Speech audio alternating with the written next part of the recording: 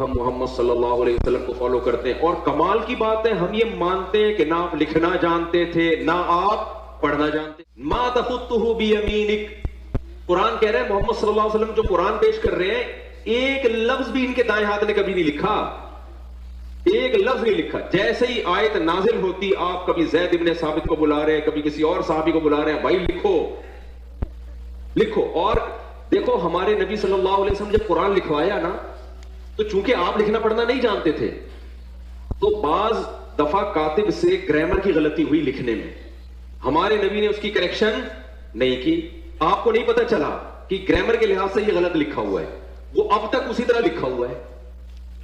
سمجھ رہے کہ نہیں سمجھ رہے؟ مثال کے طور پر بہت ساری مثالیں اس کی قرآن میں. سورہ اقرا بسم ربک الذی خلق میں کیا آتا ہے؟ کلا لئن لم ینتہی لنصفعا بالناصیہ. اللہ کہتے ہیں اگر یہ کفر سے باز نہیں آئے ہم ان کو پیشانی کے بالوں سے پکڑیں گے قیامت کے دن. تو یہاں ہے لنصفعا، جتنے بھی علماء یہاں بیٹھے ہوئے ہیں ان کو پتہ ہے لنصفعا یہ لام تاکید ہے اور آخر میں نون تاکید ہے. یہ الف کے ساتھ لکھنا گرامر کے لحاظ سے غلط، کیونکہ تنوین ناؤن پہ آتی ہے، سینٹنس پہ یا فعل پہ تنوین کبھی بھی نہیں آتی. سمجھ میں آ رہی ہے بات کہ نہیں آ رہی ہے؟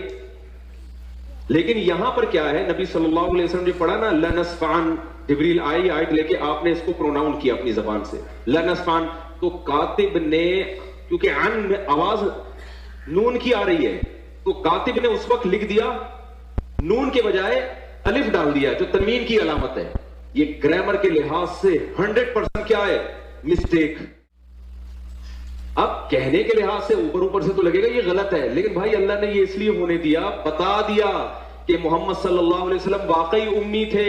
نمبر 2، ہم نے اس قرآن کی حفاظت ایسے کی ہے کہ اگر ظاہری لحاظ سے اس میں کوئی غلطی لکھنے میں، ظاہری لحاظ سے، ورنہ تو اس میں بڑی حکمت ہے، ہوئی بھی ہے، ہم نے اس کی بھی کریکشن کی کسی کو اجازت نہیں دی. جو ہے جیسے لکھا گیا ایز اٹ از چلا رہا ہے. بڑے بڑے عربی گرامر کے ماہرین آئے، انہوں نے بتایا سینٹینس پہ تنوین نہیں آتی، دو زبر دو زیر دو پیش نہیں آتے، نہیں آتے. یہاں آئے ہوئے ہیں، پتہ نہیں کیوں آئے ہوئے، بھائی اس وقت لکھا ہی ایسے تھا.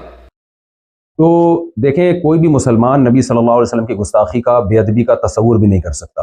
اور میرا تو مقصد ہی دین کی دعوت کے لیے یہ جو میرے اسفار ہو رہے ہیں یہ تو نبی صلی اللہ علیہ وسلم کی تعظیم کو بیان کرنے کے لیے اور قرآن مجید کی صداقت کو بیان کرنے کے لیے. تو میں اپنے ان الفاظ سے رجوع کرتا ہوں، مجھ سے بے احتیاطی ہوئی ہے تو میں رجوع کرتا ہوں اپنے ان الفاظ سے. جن لوگوں کا یہ خیال ہے کہ میری وجہ سے ان کو تکلیف ہوئی ہے تو میں ان لوگوں سے معذرت بھی کرتا ہوں، اللہ تعالیٰ سے توبہ بھی کرتا ہوں اور اپنے ان الفاظ سے میں رجوع بھی کرتا ہوں. میرا جو پہلا معذرت نامہ گیا تھا اس میں ہمارے ہی بعض اکابر کو، جن میں سر فہرست حضرت مفتی عبدالرحیم صاحب بھی ہیں، جن کی ہدایت پر میں یہ دوبارہ معذرت نامہ ریکارڈ کروا رہا ہوں، تو ان سمیت دیگر میرے بعض اکابر کو کچھ تحفظات